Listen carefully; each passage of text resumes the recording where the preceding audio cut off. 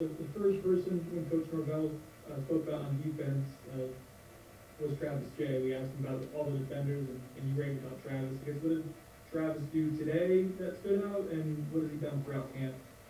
Well, Travis, he's a big body that's super athletic, and he's a physical tackler. You know, he's kind of what we look for at that position at free safety, and he's done a nice job. And you know, he picks things up pretty well.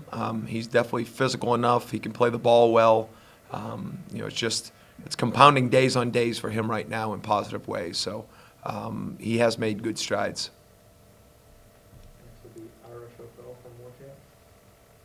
Hey, Coach. Coach Norvell has been obviously talking up the defense the last couple of days, so you guys have been dominant at times. What did you see from them, just the first time seeing them in a game environment? Dominant, interesting adjective. Okay.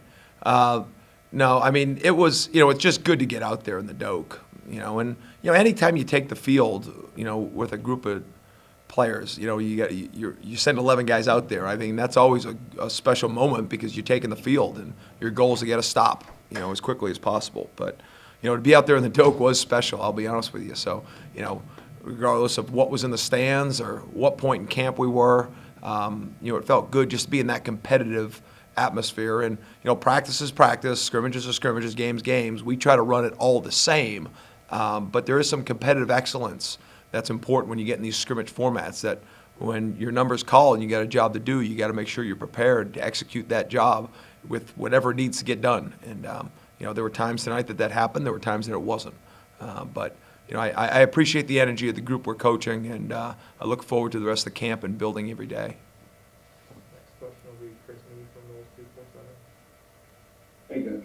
Hey, Chris. As a whole, how's the defense doing at handling the concepts you guys have put upon them, and understanding the scheme and just doing it at full speed? You know, during practices have been good. Walkthroughs, you know, good, but I mean we're making mistakes in certain things too. We got to do a better job of coaches of combining some things. Myself, I'm talking out loud.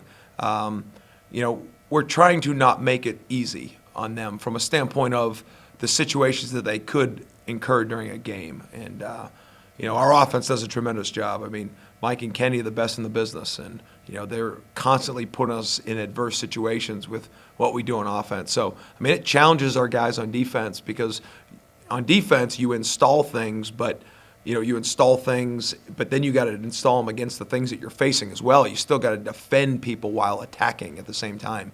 So you know it's a challenge, and you know we just thankful to our administration for just the way we're operating right now and the time that we have with our guys and the indoor and the practice facilities. I mean, the virtual room, you know, we've got great teaching tools right now here at Florida State, and we're trying to maximize those right now.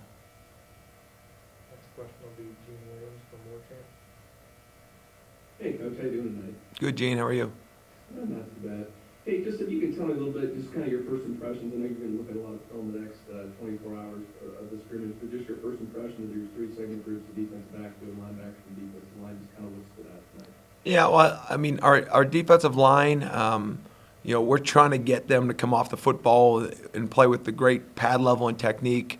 You know, Coach Hagens and Coach JP do a really good job, and it's, you know, our guys like to play the style of defense that we're playing now up front. But it's taxing from an effort standpoint. And, you know, the finite technique that needs to be used on play 1, 2, and 3 is still the technique that be used on reps 7, 8, 9. And I think that's the part of growth that we're getting.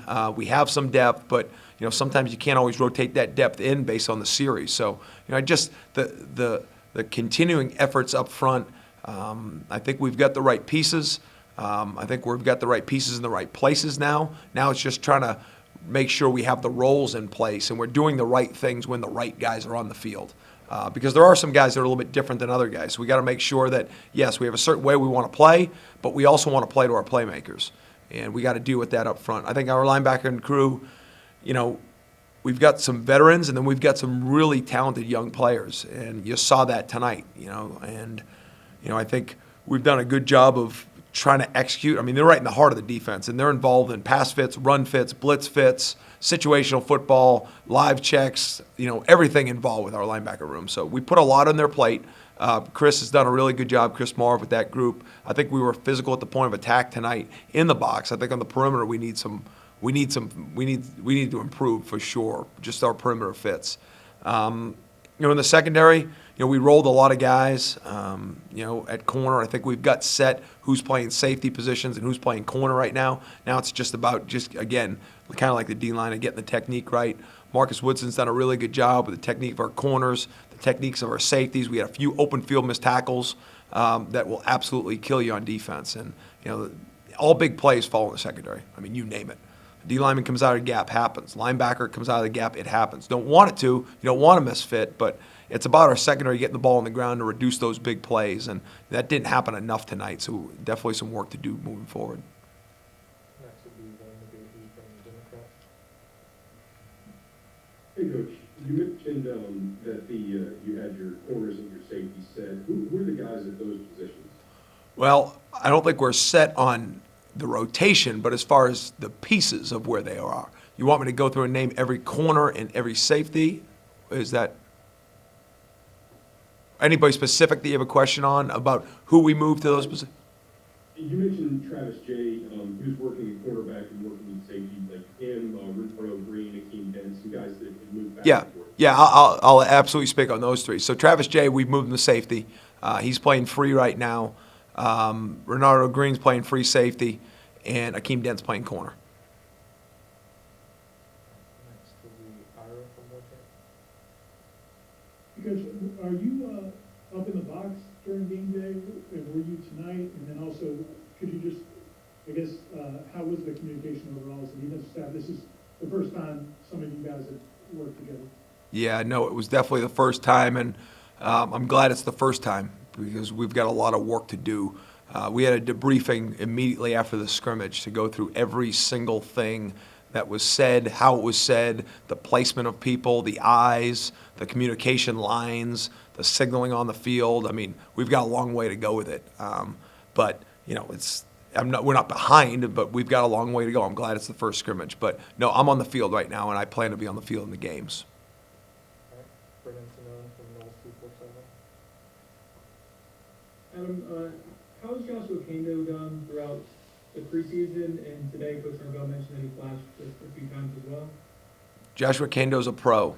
The way he goes about his business, his maturity, his intelligence, his skill set, the way he goes about his business, I'm really excited about him and the way he's going about his business.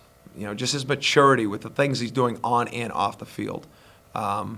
He's one of the guys, when I said I want to come to Florida State, those are the type of people that I want to put myself in alignment with. I think Josh, as good of a football player he is, he's that good of a person right now in my mind.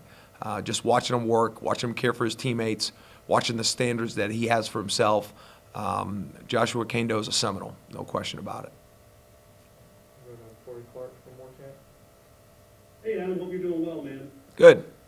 Wanted to ask you about your thoughts on the offense and maybe a couple of players that when you go into a scrimmage like this or practices, you have to deal with that are tough to deal with and are really standing out and tough for you guys to make plays on. Oh boy, that's right now, just as we line up on defense, we're not in game plan mode against our offense from a standpoint of taking away players. But I mean, we've got multiple wideouts that just one-on-one routes are tough matches. I don't want to go through all the names there. I think all of our quarterbacks have thrown the ball well.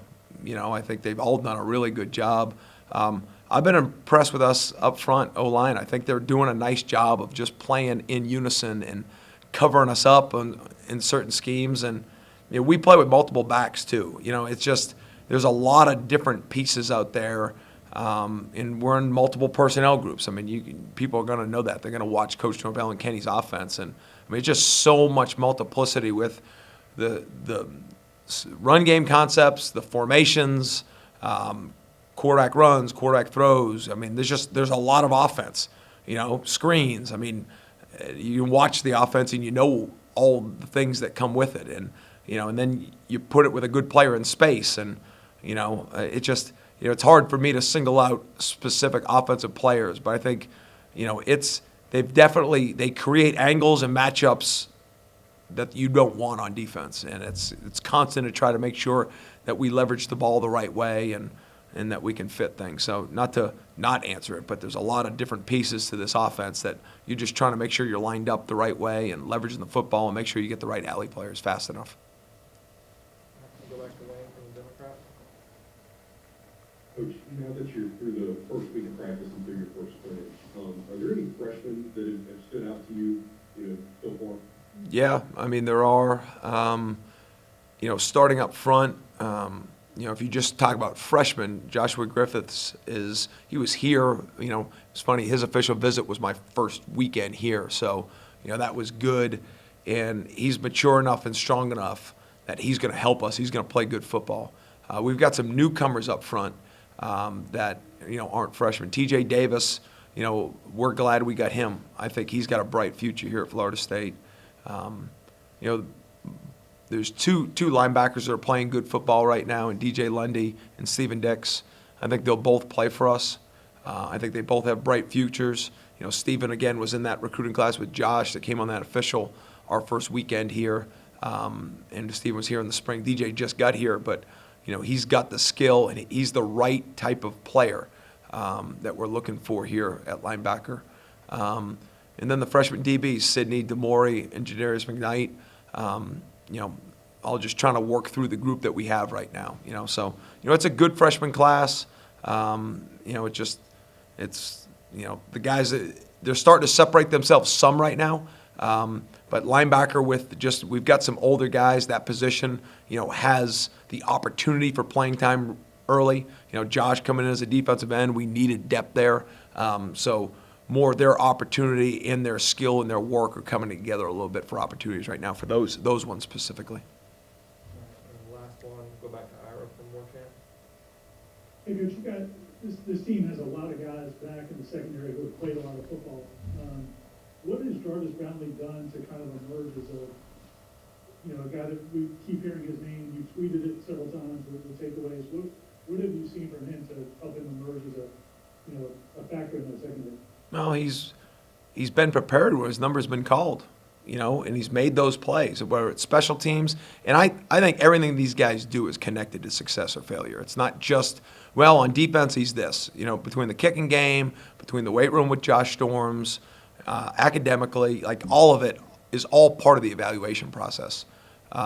Even more so now with the time away. You've had a chance to judge a lot of things on these guys, and we're connected to trying to put together their portfolios on who they are right now. And, Jarvis has a skill set. I mean, he can change direction. He's as quick as anybody in our program. He's got a good ball skill, but, he's got a good sense of playing corner and just spatial awareness, and he's very aggressive, and he's ball skilled, and he's made the most of his opportunities, But he's one to tell you, he's got room for improvement, and I think, he hasn't had a lot of playing time, at this point. And, there's some guys that have had more, but just because you played doesn't mean that you're ready. So, we've got some experience, but we need winning experience, and we need to drive that home, and we got to keep building that.